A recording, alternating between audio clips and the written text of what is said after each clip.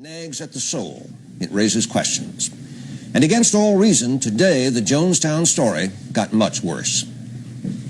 The original count of persons found dead at the Jonestown site has been found to be seriously in error. It now appears there may be as many as 780 bodies total found at the site. They were found simply buried under other bodies.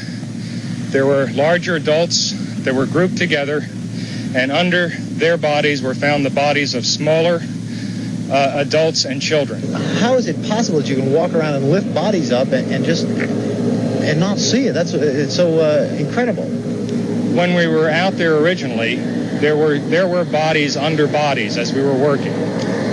But we were working on a total estimated count. As we briefed at the press briefing, we told you that the count we were working with was approximately 410, and we figured that there may be a few more hidden under bodies. As we began to work into the area and clear out the bodies that were visible, we kept discovering more and more and more. The final count may reach 800. What happened in Jonestown, how it happened, how it could happen without our knowing about it, are the subjects of our broadcast tonight. This is a CBS News Special Report. The Horror of Jonestown. These reports are sponsored on a continuing basis by the makers of Herbal Tegrin Shampoo. That's Kathy Willis. She teaches at our school. I bet she's worried now about that problem dandruff of hers. I wish she'd ask me. Mr. Owens, which shampoo do you think? Ever tried Tegrin? Does it really work? Well, in a national survey, 3 out of 4 dermatologists judged the medicated ingredient in Tegrin effective in fighting even problem dandruff. I'll give it a test. How's that dandruff problem? I'll give Tegrin an A+, Mr. Owens. Tegrin, prove it to yourself. It works. Denture wearers, you have a powerful enemy. The bacterial film called plaque, which grows on your dentures every day. But you have an even more powerful friend, New Mint Denture Cream. Denture Cream has a special formula for cleaning dentures with 3 powerful ingredients to help brush away bacterial plaque, leaving your dentures fresh and clean. Yes, plaque is a powerful enemy, but New Mint Denture Cream is more powerful than plaque. The story of what happened at the Reverend Jim Jones's People's Temple commune was always unbelievable. True, of course, but unbelievable. And today it became more so simply because the numbers got so much worse. Not 408 or 409 dead, as the Guyanese had said earlier, but at least 780, perhaps more. David Dick reports from Georgetown, Guyana's capital. The day had begun with the expectation that the last of the bodies would be brought out soon. The work had gone on around the clock. It had been a tedious, difficult assignment under a hot sun and intermittent tropical rain. But Task Force Guyana's mission would be over soon, and U.S. Air Force personnel would be heading back home for a delayed Thanksgiving. But in the back of many minds, there was a nagging question. Where were approximately 375 unaccounted for members of the People's Temple? For instance, where were 14-year-old Darren and 16-year-old Mari Gennaro? That's what their grieving mother wanted to know. Mrs. Richard Gennaro of Redwood Valley, California, had arrived in Georgetown Saturday night to join her family, which had preceded her to the People's Temple settlement. She thought it was strange nobody had met her at the airport. She checked in at a hotel and learned of the first 400 deaths. But she refused to accept what seemed to her to be resignation on the part of U.S. and Guyanese officials, that there were probably no more survivors, no more bodies. Maybe the population just wasn't as large as Jim Jones had said it was. Help us down here.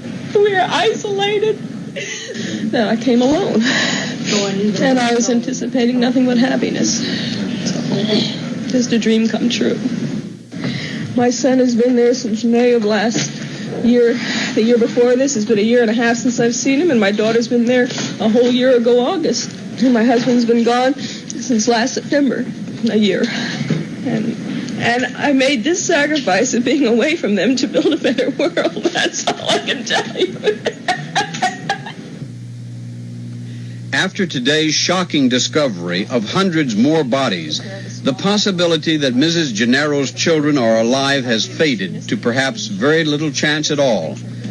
The metal caskets at the Georgetown airport will be opened and filled and closed again and again, 780 times before Task Force Guyana is finished.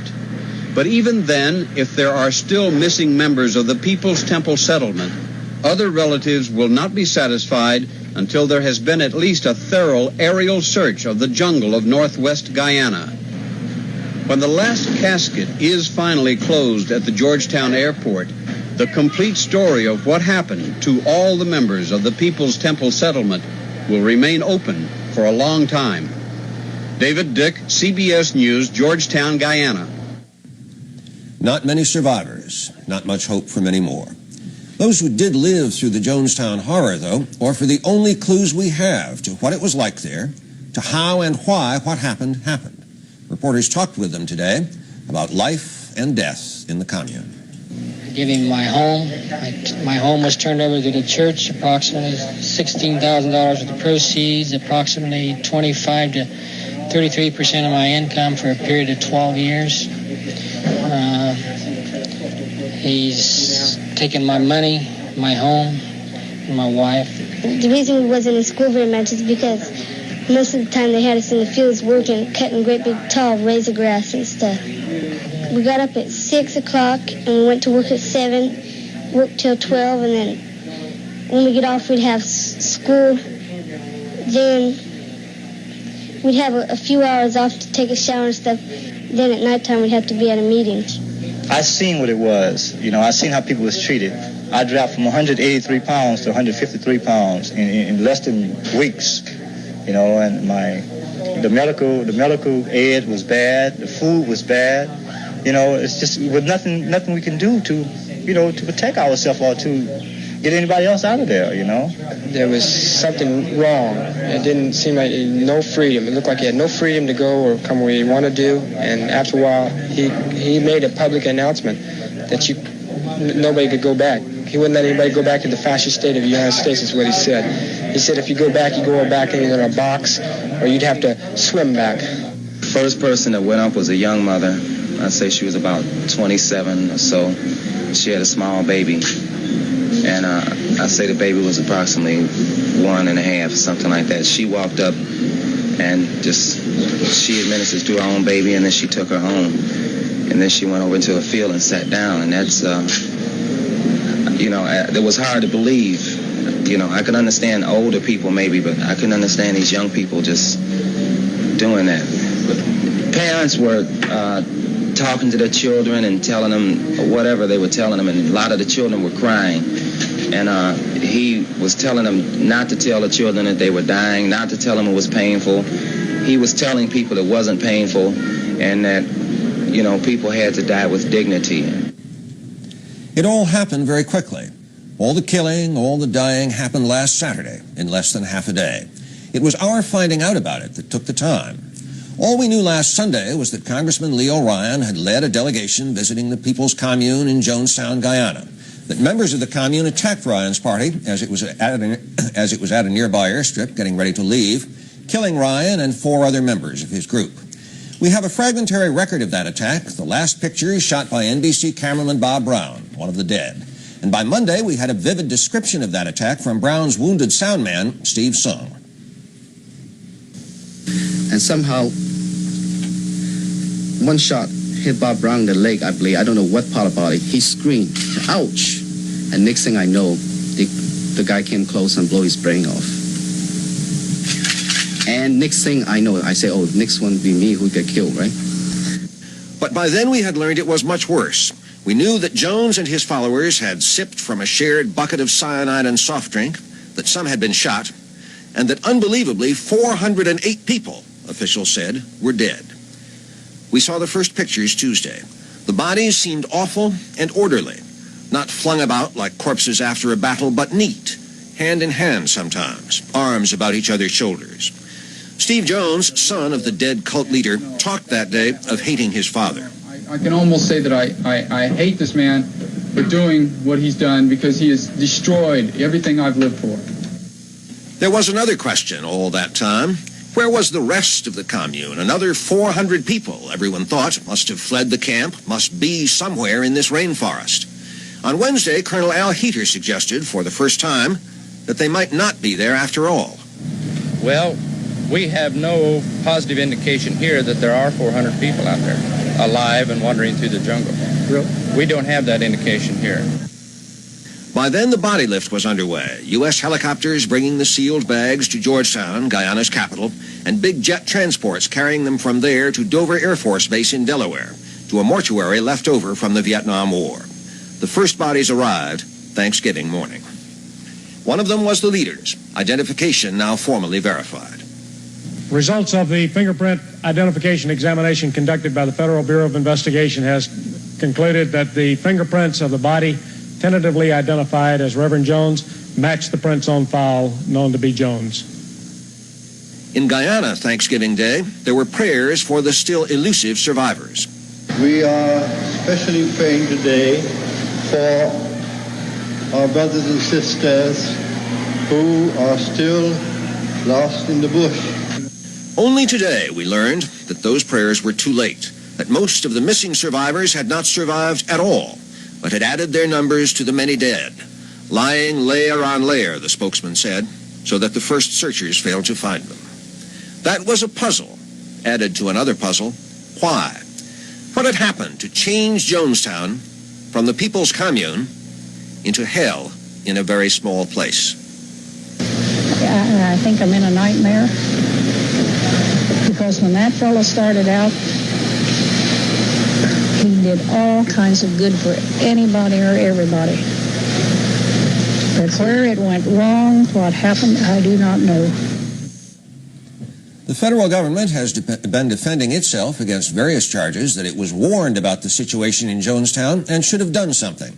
Today, Justice Department officials stuck to the position that investigating religious cults might violate the Constitution. And the State Department insisted again that it had done all it could or should have done. More from Ike Pappas in Washington. Could anyone in the government see it coming? Could it have been prevented? Is anyone in Washington to blame? The congressional investigations that will inevitably follow may provide some of the answers, but Joe Holsinger, Congressman Ryan's chief aide, charges that the bureaucracy here at the State Department may have been a major contributing factor to the tragedy at Jonestown. Holsinger told correspondent David Dow Ryan complained to the State Department a year and a half ago about intimidation, threats, and possible suicide at the commune, but that the department simply passed the problem on to the embassy in Guyana, which Holsinger said did not dig deep enough into the charges. They were accepting at face value the reports of a few people, one or two people who were going out there almost as mail boys to deliver mail, and they were coming back with reports that everything was fine. The one name that I recall, with whom I spoke, had come back to Washington and seemed to be in charge of the desk that handled which Guyana was included. His name is Richard McCoy. And he made some trips out there, and he came back saying that everybody told him that everything was fine. That they'd ask him, do you want to leave with me? And they'd say no. Holsinger said Ryan, a member of the House International Relations Committee, was even ignored when he demanded a separate State Department probe. So Ryan had to go to Guyana to find out himself. Somewhere along the line, between Secretary Vance, whom Leo had the highest regard for, and down at this low-level officials in Guyana, which is a godforsaken post, somebody should have listened. Somebody in there should have said, perhaps we should do more. Deputy Assistant Secretary of State John Bushnell defended McCoy, calling him a veteran Foreign Service officer.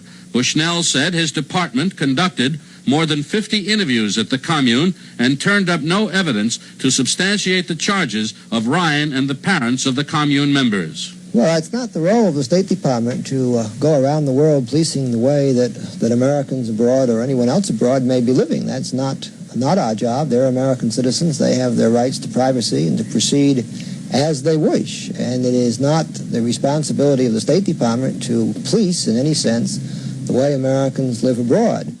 But Bushnell admitted his department received warnings that suicides at the commune were possible.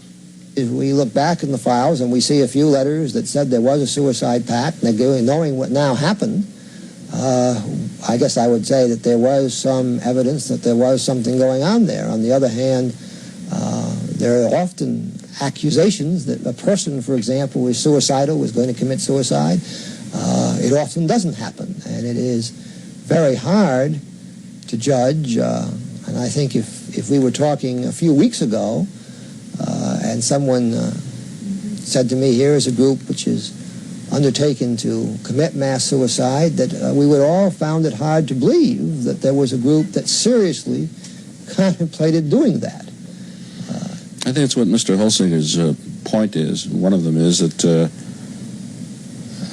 that you didn't take it beyond the fact or the point of saying it's hard to believe that this couldn't happen, that you didn't actually, State Department dropped the ball and not actually following up with a thorough investigation in this area to determine whether it could or not. Well, I think that might be, and he's in a position where if he thinks there should be a legal authority and funds provided to the State Department to follow up on this sort of thing. But as I said, we do not have a mandate to dig into the lifestyles of Americans living overseas. If our government is so ineffectual that somehow we are trapped by these rules, that we can't do anything, my God, we're through as a country.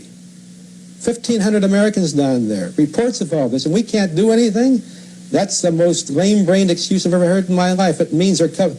But if they can't do anything, they should get out and let somebody who can do something have the jobs, and somebody to run the government that can run it.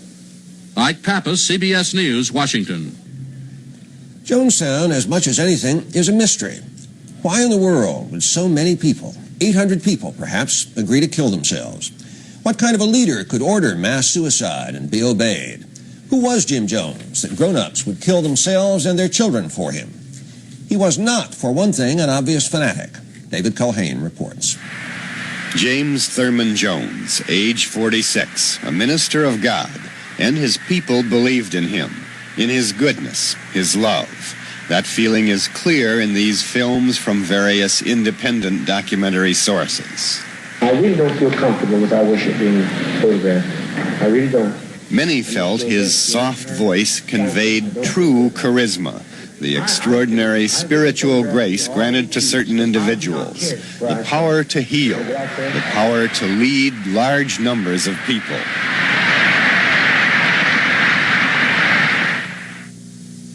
He was born in a little town in Indiana, an ordinary boy, except that he always wanted to be a preacher. He would deliver sermons for the dead pets of neighbors. Even before he got his university degree, he began work as a minister. His special concerns were for children, the elderly, and the poor. He loved the poor. I think he really, truly did love the poor. And he lived with them and gave himself to them, and that's all he could talk and live for. There was a person, in the person of Jim, who showed such concern, such tenderness and love for children and for animals. Part Indian himself, he always worked for the rights of black people. He spent a controversial 18 months as director of the Indianapolis Human Rights Commission. He gave blacks an attention that was often rare for them. Well, he called me later and says, why didn't you come back to the temple? So I thought no pastor ever asked me to come to the temple before or while I wasn't in church. It was such a warm atmosphere there, and I felt the presence of God there. Jesus Christ had the most revolutionary teachings to be said, in the sense that he said to feed the hungry, clothe the naked, take in the stranger, minister to those, the widows and afflicted in their suffering. And we feel that no one really tried Christianity too effectively, or the Judeo-Christian tradition. And if it is tried, and it will be exonerated, and it offers the panacea for world order. That vision of a panacea led Pastor Jim Jones and 200 followers to California, and his church expanded there in San Francisco and Los Angeles, becoming effective in politics as well as the world of religion. And then he opened the colony in Guyana. Somewhere, Pastor Jones' beliefs began to center more and more on himself and his sense of persecution by almost everyone outside his community. He claimed to be God, to be immortal, to have been Jesus Christ, to have been Buddha, to have been almost every major religious prophet from the past. No one really knows whether there was some moment when his vision of a world order turned to death, or whether it was something that happened to him gradually. But the final destruction to which he brought his church family made a terrible mockery of his earlier views on family togetherness. And we feel that this is absolutely necessary in our time when there's such alienation between people, races, but not only just ethnic and racial groups, but people in general. And we feel that there must be a restoration of that closeness, that family togetherness that there was in the early days, where people served one another and were solicitous for everyone's welfare in the total church family. David Culhane, CBS News, New York. One of the biggest mysteries in the Jonestown story is why so many people apparently accepted death with so little resistance. CBS News has talked to two experts on the psychology of terrorism and so-called mind control, Dr. Frederick Hacker of the University of Southern California and Dr. Frank Ochberg of the National Institute of Mental Health. I think the most dangerous thing that happened with this particular cult was they literally and they figuratively moved into the jungle. If these approaches to novel ways of living and of experiencing life occur under the open surveillance of all of us, it doesn't necessarily mean being intrusive and spying on people. But having an exchange of what's going on, we can tolerate a great deal of novelty. It's when it moves out that it becomes dangerous. You talk about moving into the kind of jungle atmosphere. Can you, as a doctor and some background in this area, could you have any idea of what will possess that many people to commit suicide? I remember seeing Rosalind Carter on television saying it just baffles me. I have the same feeling about that. And I'm not so sure we're going to find a single answer either. I have a feeling that for some, it was a conscious and very rational choice to do what they did. For others, it was a certain amount of following people in whose judgment they trusted. Some were too young to make informed decisions. Some who got there may have found themselves, in essence, held hostage. And because they were held hostage, they don't necessarily revolt and attempt to escape, because part of what we're finding in studying those who are held hostage is an ironic and an irrational set of positive feelings toward those who hold them. It doesn't happen all the time, but it happens with enough frequency to make me wonder if that wasn't occurring in Guyana as well. What very often happens is that these organizations start with relatively good intentions or with very fine intentions even, and then gradually deteriorate as the leading clique or the leader assumes full power over the people. He becomes paranoid, he becomes imbued with ideas of his own mission and totally uncontrolled, so can he really say that absolute power over people corrupts absolutely. These sects and cults predominantly are totalitarian islands in our democratic society. They give their adherents the permission to hate, to despise their opponents, and to use whatever means they want to aggressively. And we know from long psychiatric experience that homicidal and suicidal impulses are very close together. Part of this week's story has been the reaction to the events in Jonestown of the people Jones left behind, the congregation which stayed at the original church in San Francisco. Harold Dow reports. At headquarters of the People's Temple, as word of the suicide stunned the world, there was tension and anger throughout the week. Those with relatives in Guyana crowded outside the church gates. Some angrily shook the fences, demanding information about loved ones. But there was silence from the People's Temple. The doors were locked. Church members remained inside. Yesterday, outsiders were allowed in for the first time since the tragedy. There were pictures of the settlement in Guyana. The faces were happy. Dolls made by the colony were on display. There was a printing press where the Reverend Jim Jones had put out a community newspaper, a shortwave radio for reaching the remote settlement. And the church members talked about their grief, but insisted the movement begun by Jones would continue.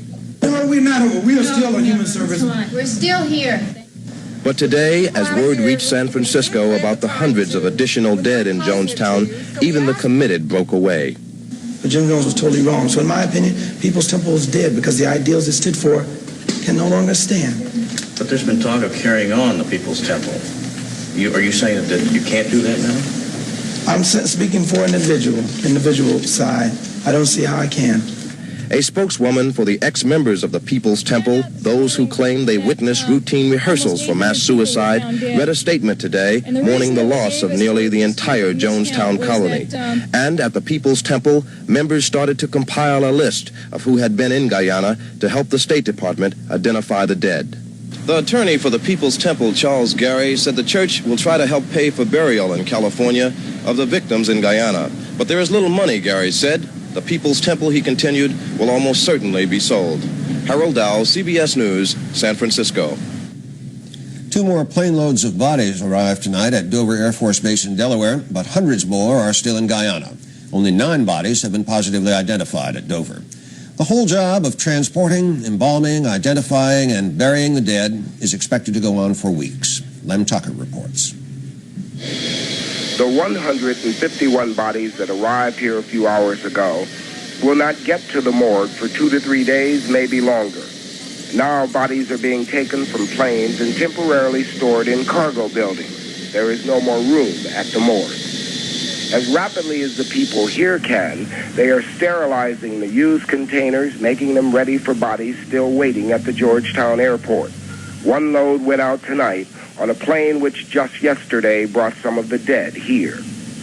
At the mortuary this afternoon, they were starting to store bodies in refrigerated trucks, and inside, fingerprinting is taking place as a beefed-up staff works to establish identities for what are just numbers at this point. And so far, not many people who think they may have lost relatives in Guyana have come or called. In a few weeks, it will all be over.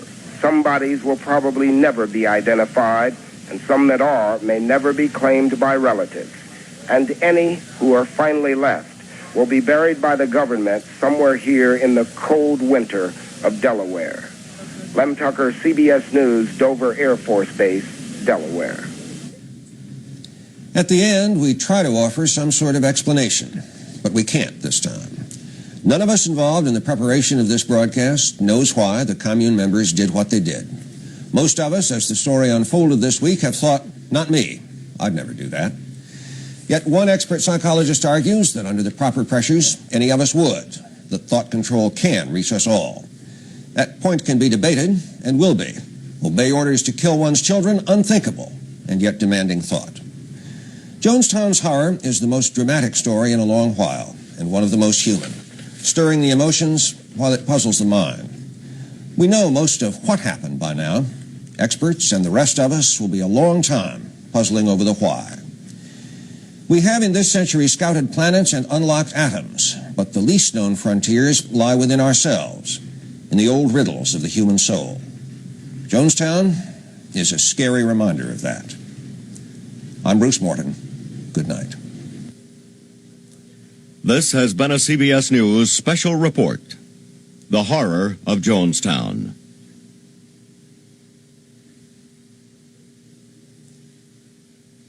This is CBS. Today, what happened at Jonestown, Guyana seemed beyond belief. The mass murder and suicide of more than 900 followers of People's Temple leader Jim Jones. The story and the questions it raised dominated the news for days and weeks. But on this second anniversary of that event without parallel, only a handful of relatives and friends gathered for a memorial service. And one mourner said, the reality is, 1 week from the day, no one will remember. David Dow reports.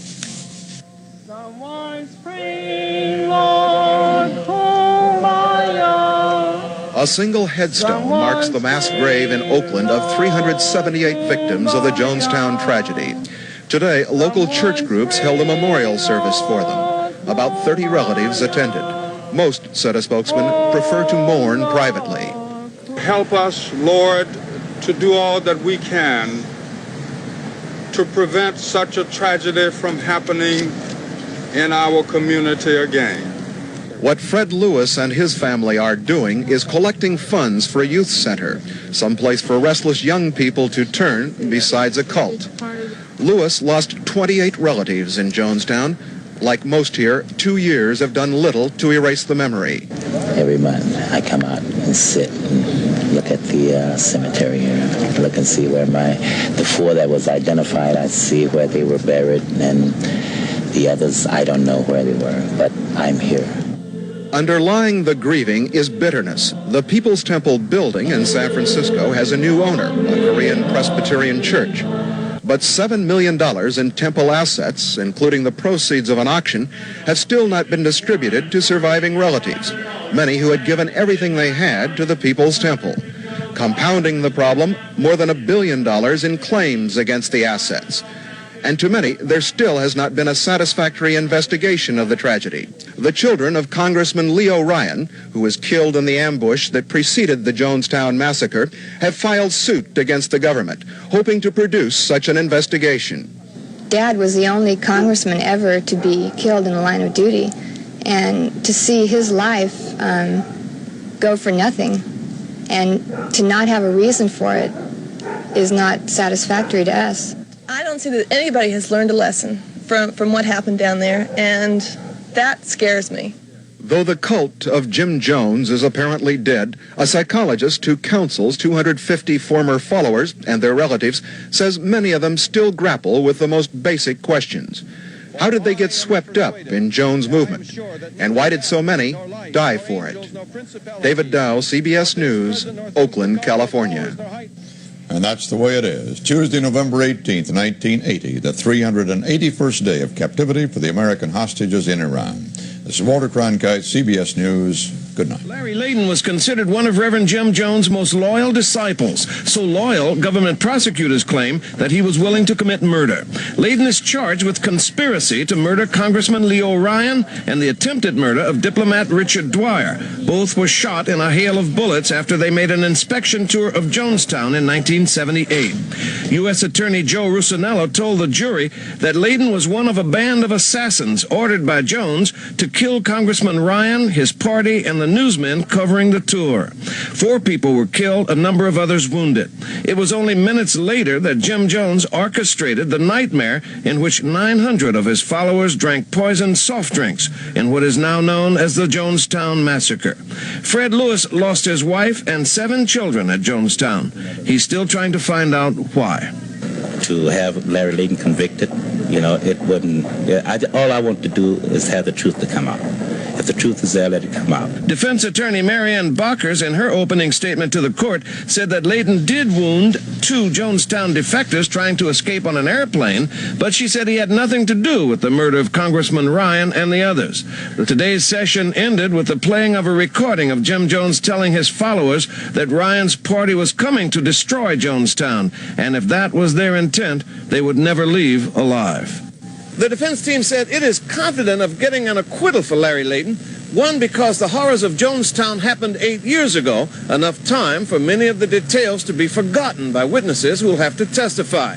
They also say the prosecution may have a hard time convincing a jury because much of the evidence is circumstantial. From the Federal Building in San Francisco, I'm Ben Williams, Channel 5 Eyewitness News. Welcome to West 57. I'm John Perugia. It's been more than 10 years since Jim Jones led his followers to mass suicide in the jungle of Guyana, South America. But this is a story about Jonestown you may not know. Jim Jones was called father by his flock, and for a time his most trusted lieutenant was a lawyer named Tim Stoen.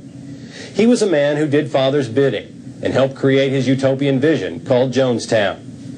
This is the story of Tim Stoen and the battle for his son, John Victor. A battle which became a catalyst for tragedy. Today, the jungle is reclaiming Jonestown. All that is left are a few fragments in the bush and the echo of Jim Jones's voice.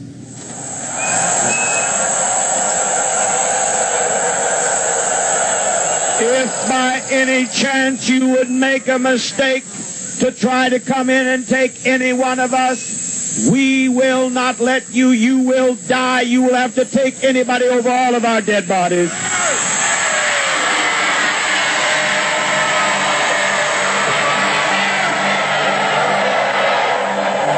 felt so desolate. I felt that at that very moment, John Victor's life might be taken away, and there's nothing I could do.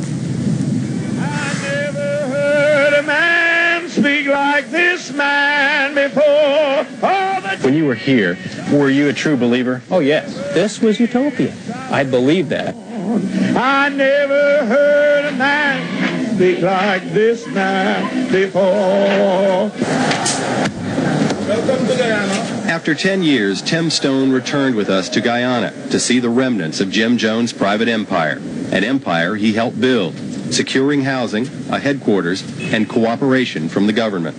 He had first come here as Jim Jones' most powerful aide, and then later as his fiercest enemy. The battle he lost to save his son is one story of Jonestown. He was the most blessed thing that ever happened to me, John Victor was. And he gave me so much joy that if I could have him for a day, I'd go through all the misery that the People's Temple has cost me, without question.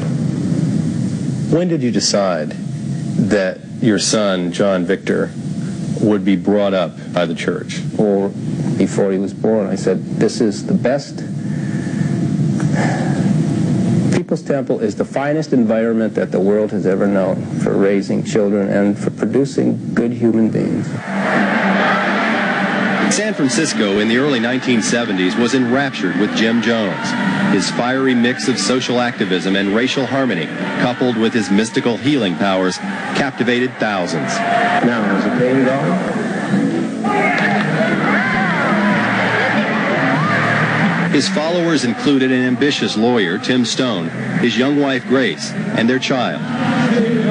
People from all walks of life were just fascinated by Jim Jones. I mean, I remember going to a testimonial dinner. Who was there at the dinner? You got Angela Davis, the communist, and then you have Walter Heady, the chairman of the John Birch Society. And then you had the lieutenant governor of the state of California, you had the mayor, you had the DA, you had the chief of police, you had the supervisors, you had businessmen. They were all there at this meeting, and I thought, Jim, you got your act together. Your wife, Grace, your wife at the time, was she as convinced as you about Jim Jones, about the temple? She never believed in Jim Jones for a minute.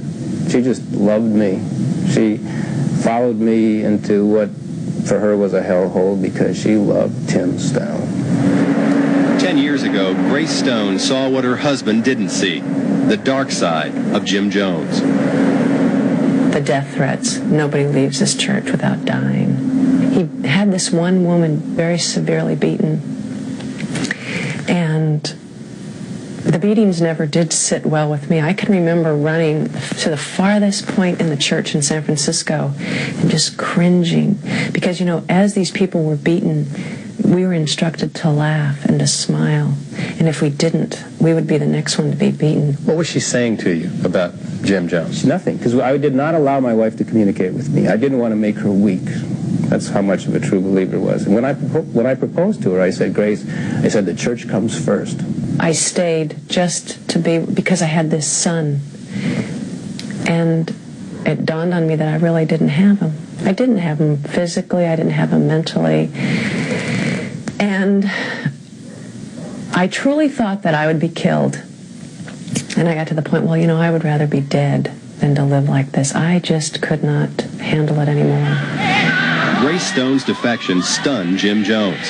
He'd given her a prominent position in the church, hoping to make her a disciple. But now she had rejected him, talking to reporters, sparking the first investigative stories about his People's Temple. When those articles started, your job was to keep everything cool. Oh, what I did is I wrote nasty letters to the reporter. I helped form the picketing around the San Francisco Examiner. I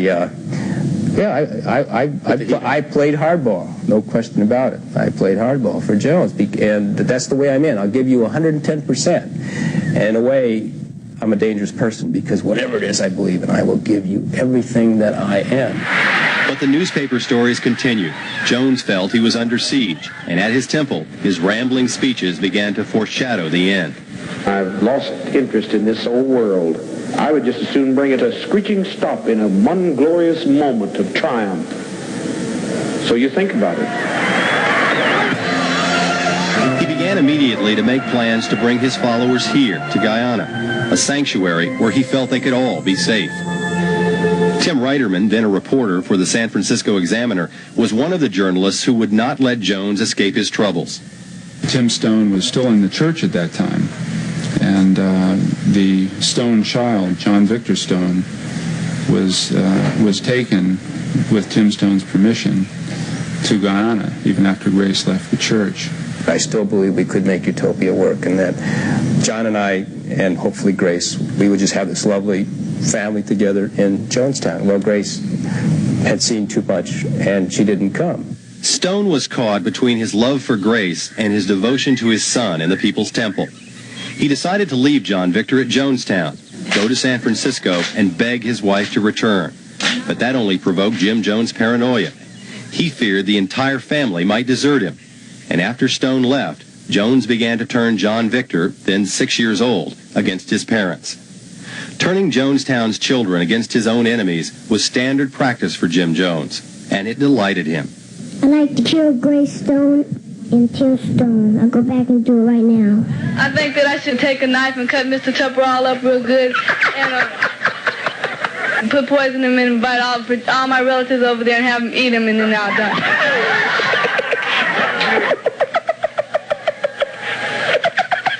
I had been told by someone that got out, she came back and she said, you know, when John says something positive about you, he's hit on the head. That was very devastating. And I finally made up in my mind that Jim Jones was going to have to kill me to stop me from at least trying to get John back. He said, Tim, you know what they're saying to John? I have it from a first-hand source. They're telling John, I never loved him.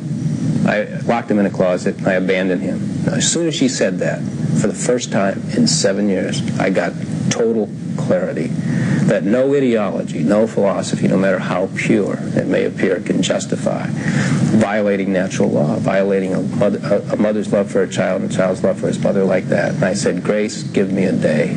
Called her back the next day. I said, Grace, I'm taking him on. For 6 months, the Stones bombarded Jones with lawsuits on 2 continents, trying to gain custody of their son. But there was a problem. Years before, Tim Stoen had signed a letter stating that Jones, not he, had been the father of his child. Both he and Grace have always rejected the document as untrue. During our trip to Guyana, Stoen refused to discuss the letter. It had been a weapon Jim Jones used to retain control of John Victor, a weapon Stoen had given him. Total dedication was demanded of each and every member. Even to sign false confessions that conceivably could have been used to take their children away from them later, they did it. John is my son. Anyone who could look at him, you know that. Anyone who looks at my baby pictures and his baby pictures, or look at him now, it's very easy to discern who he is. We don't know whether that's true or not, but he said again and again that he was trying to keep his son with him in Jonestown, didn't want to give up his son. It was that simple. He's my son, and before I give him up, I tell you, no matter what you decide to do, I will die. Jim Jones was obsessed with Tim Stoen in the last several months, of course, and also those last few days. It was clear that he thought that Tim Stoen, at least said that Tim Stoen was behind all of his troubles. Who's done us the most physical damage? Stoen. Who knows more? Timothy Stoen. Tim Stoen wanted us to kill him quick. You don't kill a little piece of white ass like his. Why are we going to kill his white ass? Let him suffer to death. I got guns. I got dynamite. I got a hell of a lot to fight. I'll fight. I'll fight. I will fight. I will fight. I will fight. I will fight. Tim Stoen's last best hope to get his son out of Jonestown rode with Congressman Leo Ryan, who joined him and other concerned relatives in a final appeal to Jim Jones. The Stones weren't allowed to enter the encampment, but Ryan and a small delegation, including reporter Tim Reiterman, went in. When I met Jim Jones, his eyes were sort of glazed. He just had this sense of doom about him. People play games, friend. They lie. What can I do about liars? Are you people going to leave us? I just beg you, please leave us. Grace and Tim Stoen stayed behind, 150 miles away at the Pegasus Hotel in the capital city of Georgetown. There was a bench there 10 years ago, and I was sitting on that bench, and Grace was over there against the wall, and there was about 4 or 5 other relatives sitting here. And then we were waiting for everybody to come in, and we were expecting them maybe early, like 5:30 or 6 o'clock. So now it's about 7:30 when we're sitting here, and then we're starting to feel something's up. Ryan left Jonestown with 16 defectors, believing he had reached a shaky truce with Jones. But he was wrong. In a surprise attack, it took Jones' henchmen only a few minutes to murder Leo Ryan and 4 others. The manager of the hotel and the security people came and said, "You better get up to your rooms. There's been a shooting." Grace and I knew then, if Jim Jones is willing to kill a congressman, he's going to take everybody down. So we knew at that moment Jim Jones was killing everybody in Jonestown, including our son. I mean, and the sense of desolation was so great, you could feel your bones were rock solid. There was no softness in your life. There was no softness in your body. You felt... that was it. Please, for God's sake, let's get on with it. We've had as much of this world as you're going to get. Let's just be done with it. Let's be done with the agony of it. Jim Jones also made a prophecy when he died. He tape recorded himself, and this when everybody's committing suicide. The last thing he says is, we win when we go down. Tim Stoen will have nobody else to hate. He'll have nobody else to hate. Then he'll destroy himself. So here I am sitting talking to you 10 years later, and I say I have a choice in life. The grief has been overwhelming, to be honest with you. I feel a lot of guilt. I feel guilt for helping make the temple strong. I feel guilt for allowing John to be in Jonestown. I feel guilt for not giving Grace a decent marriage. I feel a lot of guilt, but I don't want my guilt to become so paralyzing that I yield to the last prophecy of Jim Jones. When did you find out about John Victor? 3 weeks after, then I was told by an eyewitness that they'd seen John's body.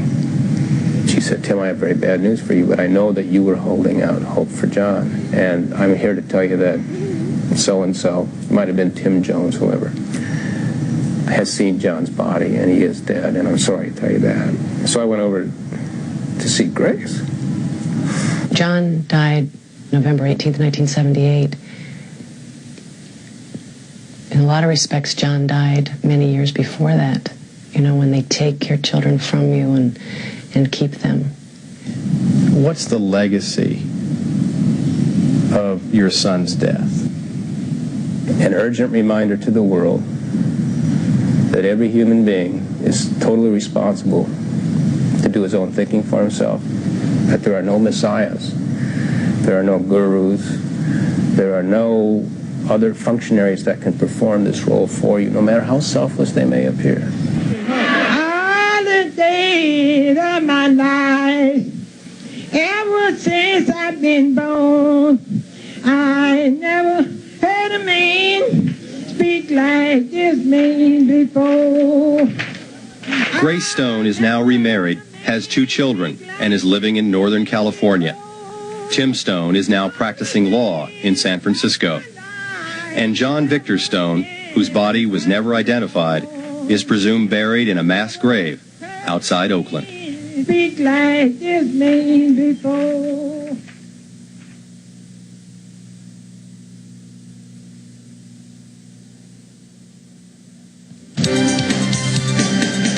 Coming up on West 57th, Wolfgang Puck, a celebrity chef of gastronomic proportions.